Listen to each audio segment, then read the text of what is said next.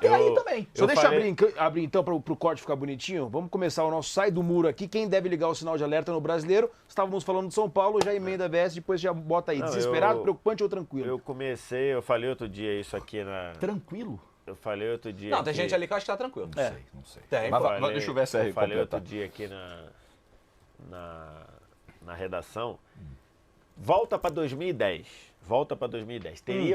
Tem aí no elenco do São Paulo uns 10 jogadores, de 10 a 12 jogadores, que em 2010 não é que eles não seriam contratados pelo São Paulo, em 2010 eles não seriam cogitados pelo São Paulo. Totalmente. Seria um insulto. Seria cogitação. Exatamente.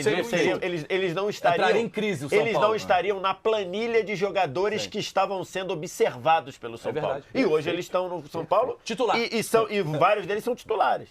Então, assim, é um sinal de que o clube está perdendo força. Né? E é a realidade que tem para hoje. O soberano, né? O São Paulo soberano lá do tri brasileiro. Exatamente. Totalmente. Não é que é isso que eu tô falando. Não é que eles não seriam contratados, eles não estariam no scout. Sabe aquela relação assim?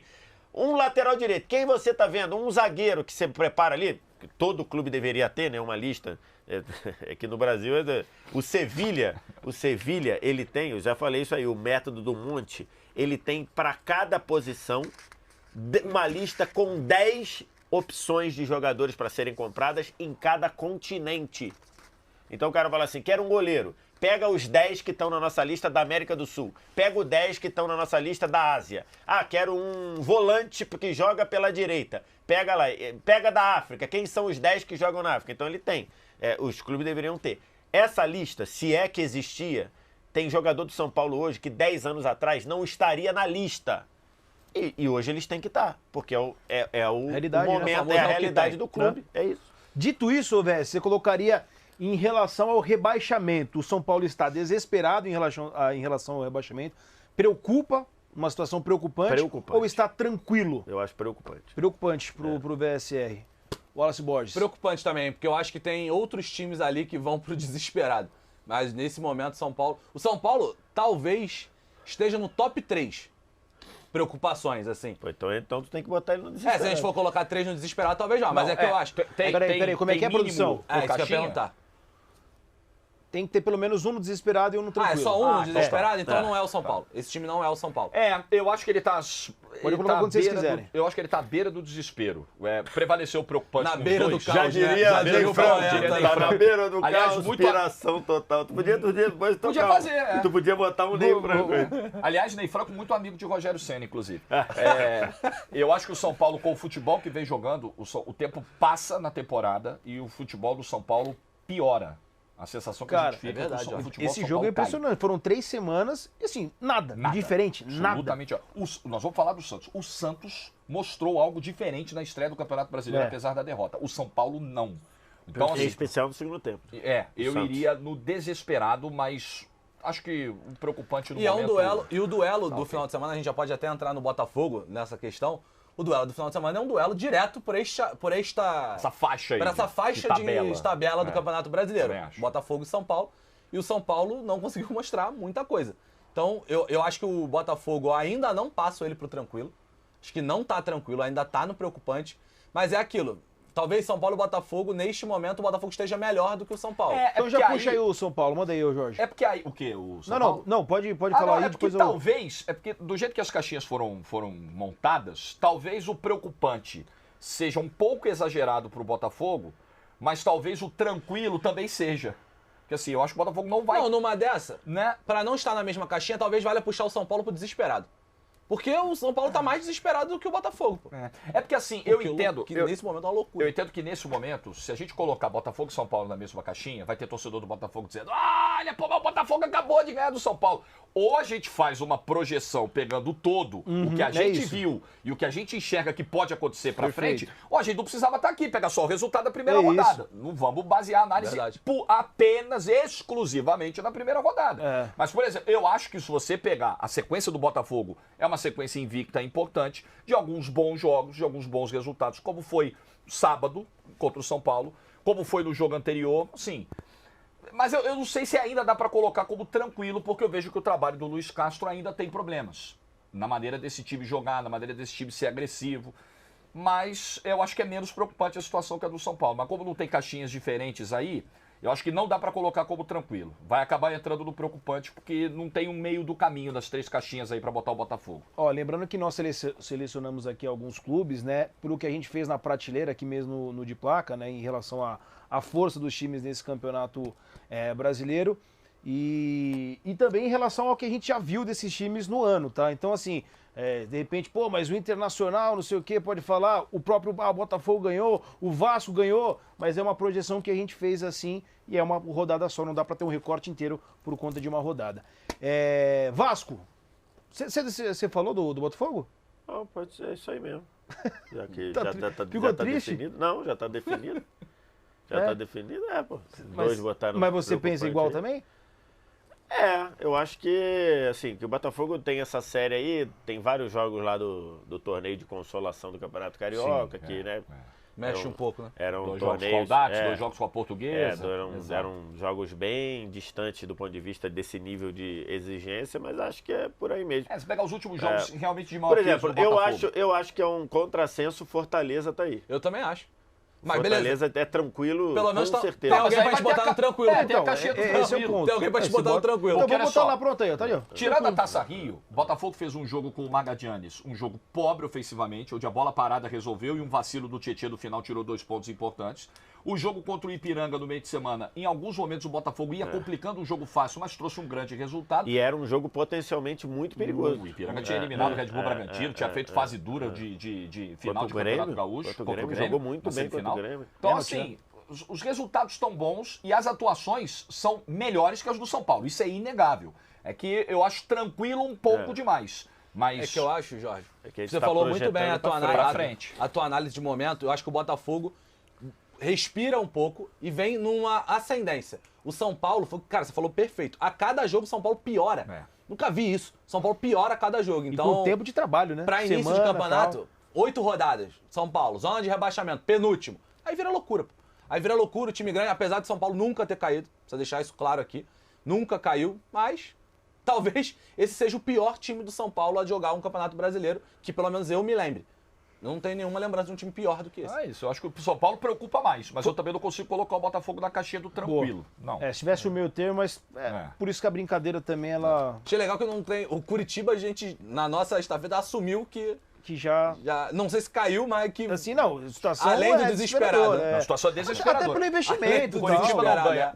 Apesar, ele tem um investimento menor, mas se você comparar os investimentos anteriores dele próprio, o Curitiba contratou muito esse ano, dentro da realidade dele. O Curitiba não ganha 100 jogos, está desde fevereiro sem uma vitória. Tudo bem que nesse período ele ficou 29 dias sem jogar com a eliminação lá no Nas quartas de final do Campeonato Paranaense. Sim, o futebol do Curitiba ontem...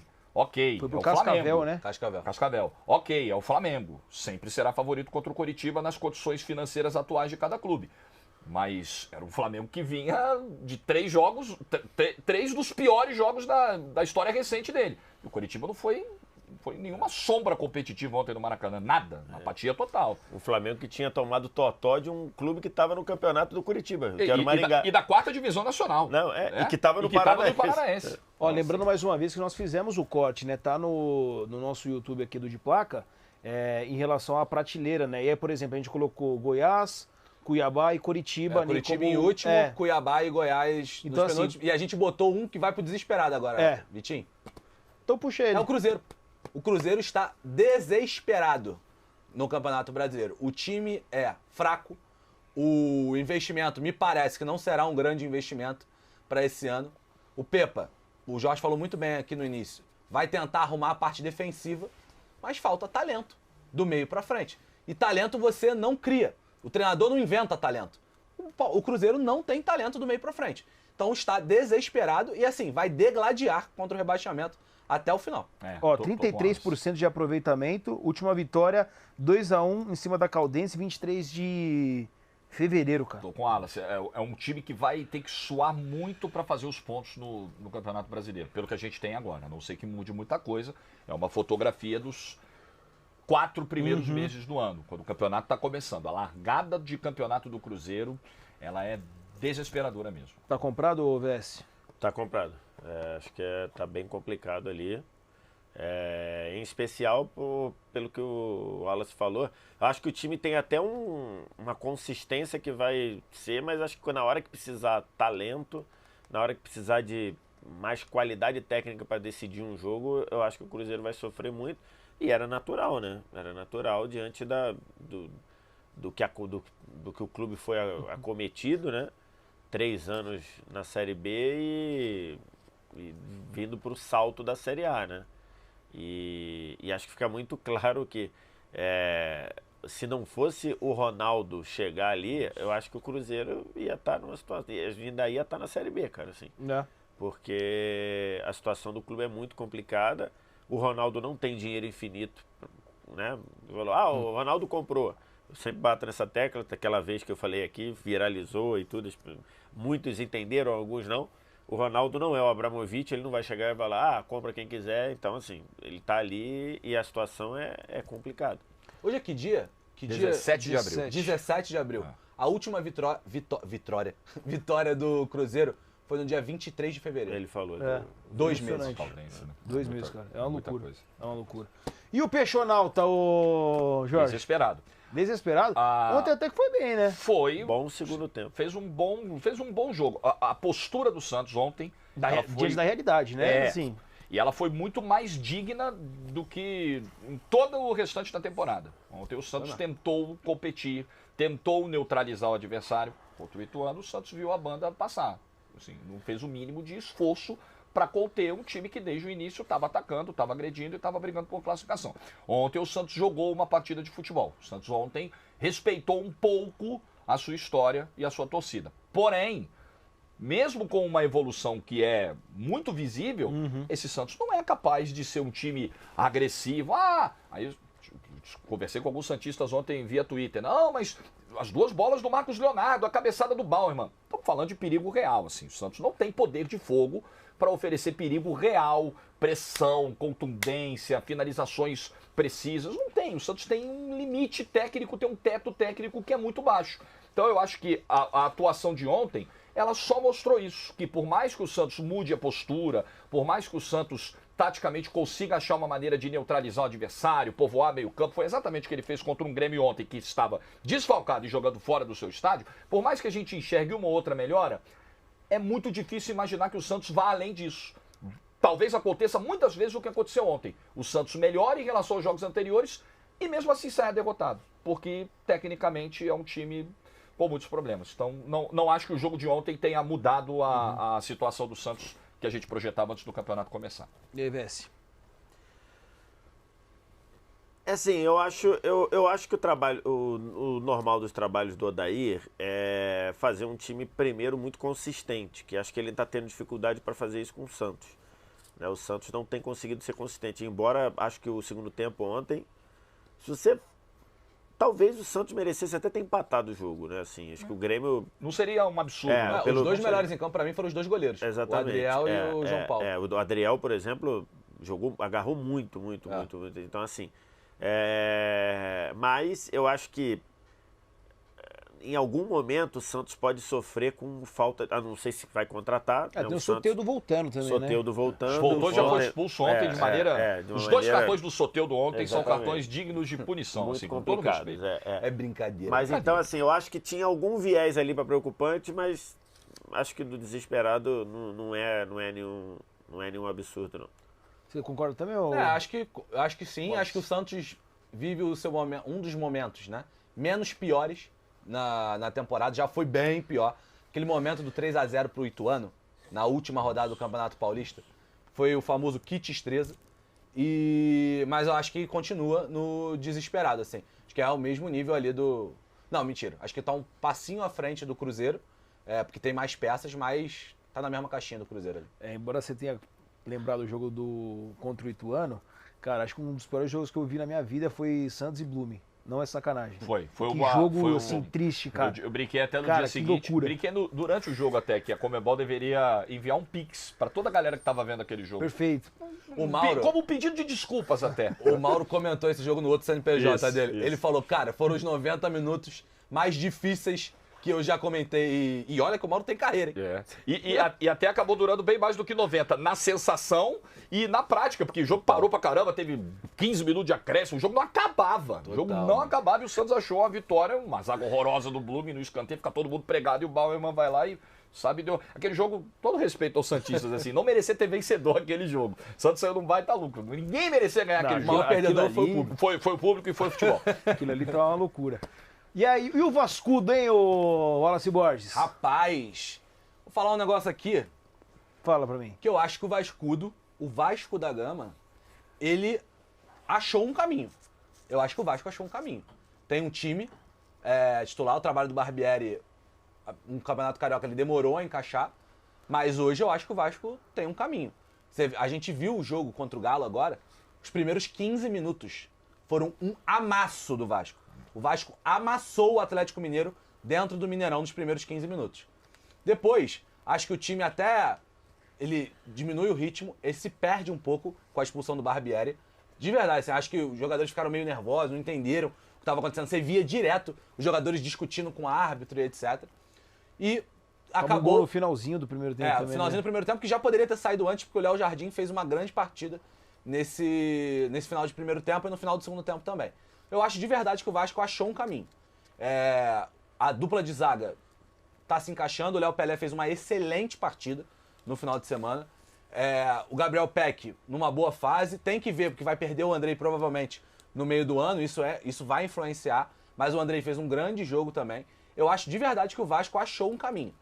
Eu acho que não é o suficiente para ter um trabalho tão estruturado como o do Fortaleza, que é um trabalho já de mais de 2 anos, mas eu acho que o Vasco... Eu acho que se tivesse uma caixinha entre o preocupante e o tranquilo, ali, né? No meinho, eu colocaria o Vasco. Para mim, o Vasco está consideravelmente à frente do São Paulo e está à frente do Botafogo também. Então, não sei se eu vou... Acho que eu vou... Cara, eu vou no tranquilo. Eu vou no tranquilo. Aproveita que você é o primeiro, que o desempate vem aqui. Eu vou no tranquilo. Qualquer coisa. Acho que a tendência é de crescimento pro Vasco. Rapaz... Vasco acertou com o Carabarral, né, do Santos. Né? R$500 mil no valor do empréstimo até o fim do ano. E que tava jogando bem até antes de se machucar, né? E aí, ô Vés, compra esse tranquilo ou não? Elevando, mas ele tava fazendo alguns jogos interessantes. Eu acho que o preocupante é muito, e talvez o tranquilo precisasse um pouquinho... talvez os dois. E aí, mas eu acho que pelo visual, por exemplo... O Vasco fez, até nos jogos que foi eliminado pelo Flamengo, fez alguns jogos sólidos, assim, fez jogos bons. Eu vou de tranquilo também. Tá bom. E aí o Botafogo Jorge. Também fiquei no mesmo dilema de achar as duas caixinhas exageradas. Mas eu acho que mais para preocupante do que tranquilo. Então, e o Vasco é o contrário. O Vasco é mais tranquilo do que mais para tranquilo que para preocupante. Poderia pegar o escudo do Botafogo e botar um pouquinho para fora da caixinha. Isso. E o do Vasco do tranquilo também, pouquinho para fora da caixinha. Exatamente. Porque assim, precisamos ver qual vai ser a postura do Vasco daqui para frente. O Vasco dos primeiros 15 minutos, como disse o Wallace no Mineirão, engoliu o Atlético e depois o Atlético tomou conta do jogo, chegou a ter 70% de posse de bola no segundo tempo. O Vasco não finaliza no segundo tempo. Então o Vasco arriscou tudo numa estratégia de tentar matar o jogo rápido e se defender no fim. Eu tô curioso para ver a estratégia do Vasco nos jogos em casa, como o Vasco vai administrar essa coisa da pressão, de ser um mandante, de ser um time agressivo, de ser um time que ataca, mas mostrou muita maturidade o jogo de sábado, né? De saber lidar com duas circunstâncias de jogo muito diferentes. Então, e acho também pelo material humano, pela qualidade do elenco e tal, eu acho um pouco acima do Botafogo e bem acima do São Paulo, penso exatamente como o Vitor Sérgio. E o trabalho do Cudê, hein? Rapaz, que situação. O Atlético não tem vitórias, acho que até vale pegar isso. O Atlético não tem vitórias por 2, 3 gols de diferença na temporada. O Atlético passou o Campeonato Mineiro vencendo jogos por 1-0, por placar mínimo, com atuações burocráticas. Foi um pacto para conseguir no primeiro jogo da final. Lembra, né? Milionários foi 3-1. Perde pro Atlético, Milionários apenas. Milionários foi 3-1. Então, se você for pegar o Campeonato Mineiro, não teve. E contra times pequenos do estado de Minas. Não, a galera esquece na pré-Libertadores, né? O primeiro jogo lá na Venezuela. O Caracas? Carabobo. Em Caracas. Tomou um calor do Carabobo. O melhor jogador em campo foi o Everson. Então. Ele ganhou do Democrata de 3-0. Do Carabobo na volta de 3-1. Democrata de novo 3-0. Milionários Tá 3-1. chama o Democrata. Então, assim, salvou o Atlético 2 vezes aí. Então, o trabalho... Não, é que são 2 democratas, né? É o Democrata FC. Não, é o Democrata de Governador Valadares. e o Governador Valadares. Nos dois ele ganhou de 3-0. As atuações são muito abaixo do que o time poderia render. O Cudê perde o crédito com a torcida, da paciência, da relação depois das declarações que dá com a torcida e com a diretoria, que é quem toma as decisões. Eu vejo um trabalho que tira muito menos do que poderia tirar do time e eu não sei se o Cudê sobrevive a um turno de Campeonato Brasileiro, honestamente falando. E já está numa situação desesperada na Libertadores, né? Já vai ter que jogar fora de casa no meio de semana que vem. Obrigado a ganhar do Atlético amanhã, em Curitiba, num grupo enroladíssimo. Demais. A situação é bem delicada, cara. Tem que rodar o Cudê, não tem... Aqui Ricardinho Martins tem razão. É street. É street. É street. No caso é Lacalle. O Internacional aí vai pro tranquilo, né? Assim, eu iria pro tranquilo. Dentro do que tem, pegando os adversários, assim. Óbvio que chama atenção o início ali, né? O time é consistente do ponto de vista de não... Calma, torcedor do Inter. Ele é consistente do ponto de vista de não sofrer muito. Né? Ele é inconsistente para os objetivos que o Inter deveria ter e que o torcedor quer. Mas ele é consistente de não... Esse time vai perder pouco, né? No geral, assim. Mas talvez ele não ganhe o quanto precisa para... eu acho que vai começando a ficar uma sensação, porque é óbvio que você vai comparar com o último Internacional, que foi tão bem no Campeonato Brasileiro, na arrancada, no retorno do ano passado. Sim, aí talvez a gente entenda que o que o Internacional fez em 2022... foi além até do que ele poderia fazer, além das próprias capacidades. Em 2023, a gente tem meio que uma acomodação dentro da realidade do Inter. Pode ser isso. Até porque o time se enfraqueceu em peças. Perdeu também, peças. Na estreia, o Fortaleza merecia ter ganhado. Então, assim, realmente não dá pra gente colocar o Inter hoje na caixinha onde estão São Paulo e Botafogo. Acho que não. Acho que a situação é diferente. Não é empolgante, mas é diferente. Pra gente fechar o Bahia. E aí, o Bahia, pra mim, é desesperado. Pra mim é preocupante. Pra mim também é preocupante. Cara, o Bahia, eu acho que a nível de jogo, do que foi apresentado até aqui, ele vai brigar contra o rebaixamento. Eu acho que Cruzeiro, Santos e Bahia, cai um deles. Desses 3 cai um. Desses 3 cai um. A gente até falou isso na sexta-feira, aqui no De Placa. Porque eu acho que os outros devem ser Curitiba, Goiás e Cuiabá. Desses 3, cai um. Eu acho que ele não está no nível do Cruzeiro, mas é desespero pra mim.